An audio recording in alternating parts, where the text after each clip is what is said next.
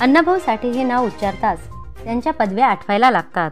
लोककलावंत, लोकशाहीर, तमासगीर, पोवाडा, लावण्या, तमाशे लिहिणारे कवी, डफावर थाप मारणारे समाजाचे पुढारी व शेवटी साहित्यरत्न अशा अनेक उपाध्या या विषमतावादी समाजव्यवस्थेने त्यांना बहाल केल्या आहेत आणि आपण त्या डोळे झाकून स्वीकारल्या. मात्र या उपाध्यांनी अण्णाभाऊ साठे यांच्या कार्यकर्तृत्वाची उंची वाढते की कमी होते? निश्चितच उंची कमी होते आणि म्हणूनच मराठवाडा CK न्यूजचा अण्णाभाऊ साठे जयंतीनिमित्त त्यांच्या कार्यकर्तृत्वाची खरी उंची जनतेसमोर मांडणारा हा स्पेशल रिपोर्ट.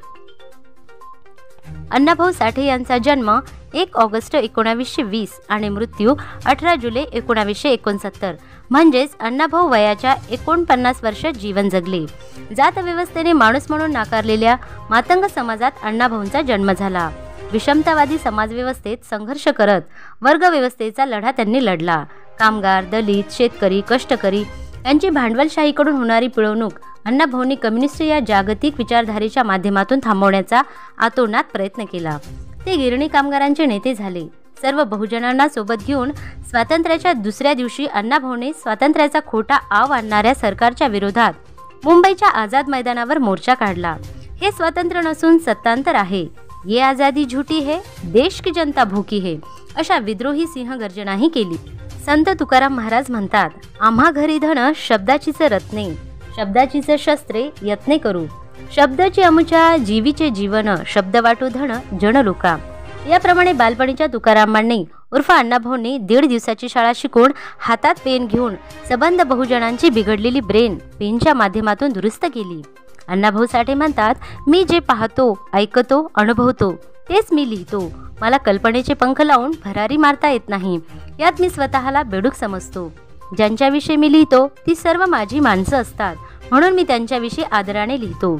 यातूनच फकीरा, चित्रा, शूर निळूमांग, भूमक्या, सुलतान, बरबाद्या कंजारी, चिरागनगरची भूत, स्मशानातील सोनं या कथेतील भीमा, सापळा कथेतील स्वाभिमानी हरिबा महार, इतरही काही कथा कादंबऱ्यामध्ये चाभार, डोहार, न्हावी, धनगर, साळी, माळी, सोनार, पारधी, भिल्ल अशा सर्व वंचित उपेक्षित बहुजनांचे दुःख साहित्याच्या माध्यमातून देशापुढे, महाराष्ट्रापुढे आणि जगापुढे अण्णाभाऊंनी मांडले आहे.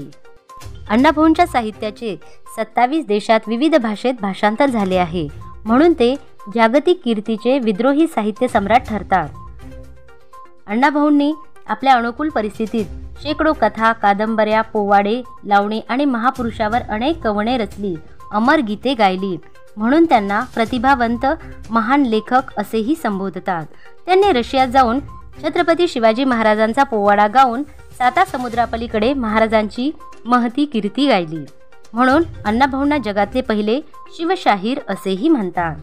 प्रथम मायभूच्या चरणा, छत्रपती शिवबा चरणा, स्मरणीया गातो कवना. तसेच महाराष्ट्राची परंपरा या पोवाड्यात अण्णाभाऊ म्हणतात, महात्मा फुले लाभले महाराष्ट्राला, अन्याय निवारून न्याय द्याया दलिताला. पुढे अण्णाभाऊ म्हणतात, उपेक्षितांचा उत्कर्ष व्हावा म्हणून या महाराष्ट्रात अविरत कष्टाचे डोंगर उलटणारी मोठी परंपरा आहे. त्यात पहिले नाव महात्मा फुले यांचे आहे. अण्णाभाऊंनी परमपूज्य डॉक्टर बाबासाहेब आंबेडकरांविषयी अपार आदर असल्यामुळे फकीरा ही सर्व उत्कृष्ट कादंबरी डॉक्टर बाबासाहेबांच्या झुंजार लेखणीस अर्पण करून शेवटी एक अमर गीत त्यांनी लिहिले. जग बदल घालून घाव, सांगून गेले मज भीमराव, गुलामगिरीच्या या चिखलात ऋतून बसला का ऐरावत, अंग झटकून निघ बाहेर, घे बिनेवरती घाव, सांगून गेले मला भीमराव.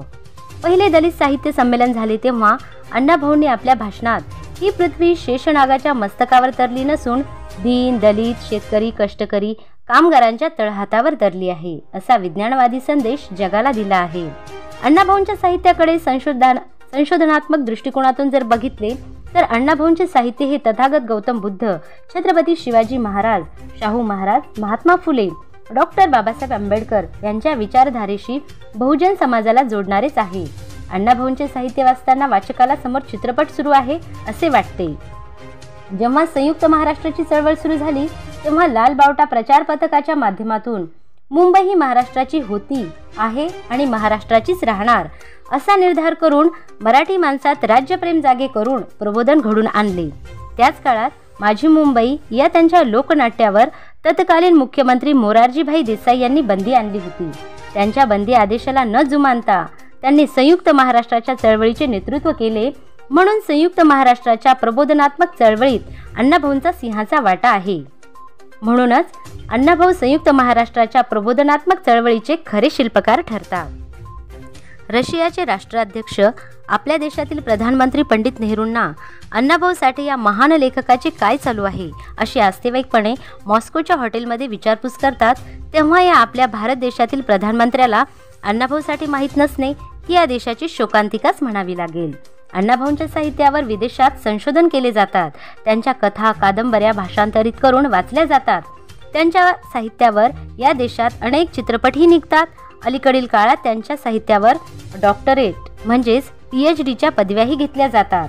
अण्णाभाऊ साठे महामंडळाच्या माध्यमातून कोट्यवधींचा निधी समाज विकासावर खर्च केला जातो आणि एवढ्या मोठ्या उंचीच्या महापुरुषांना मरणोत्तर भारतरत्नाचे मानकरी होऊ दिले जात नाही. याला काय म्हणावे? यापूर्वी भारतरत्नाचे मानकरी बासरी वाजवणारे, चेंडू खेळणारे, देशाचे नागरिक नसणारे यांना भारतरत्न दिला आहे. हे सर्वांना ठाऊकच आहे. मग अण्णाभाऊंनाच का नाही? अण्णाभाऊ या जगविख्यात विद्रोही बहुजन साहित्यिकाला त्यांच्या मृत्यू पश्चात आज 52 वर्ष पूर्ण झाले असून जन्माला 100 वर्ष पूर्ण झाले आहेत. खूप वर्षापासून भारतरत्नाची मागणी जनसामान्यातून होत असताना त्यांना भारतरत्न देण्यास सरकार जाणीवपूर्वक टाळाटाळ करत आहे. अशा महापुरुषांचा सन्मान नाकारणाऱ्या सरकारला काय उपाधी द्यावी हेच आम्हाला कळत नाही. तेव्हा भारत सरकारने अण्णाभाऊंना भारतरत्न देऊन सन्मानित करावे हीच एक अपेक्षा. व शेवटी अशा जागतिक कीर्तीच्या विद्रोही बहुजन साहित्य सम्राट अण्णाभाऊ साठे या थोर महापुरुषांना जयंतीनिमित्त कोटी कोटी प्रणाम. सदरील माहिती चंद्रकांत कारके लिखित जगविख्यात विद्रोही बहुजन साहित्यिक अण्णाभाऊ साठे या चरित्र लेखनातून घेतलेली आहे.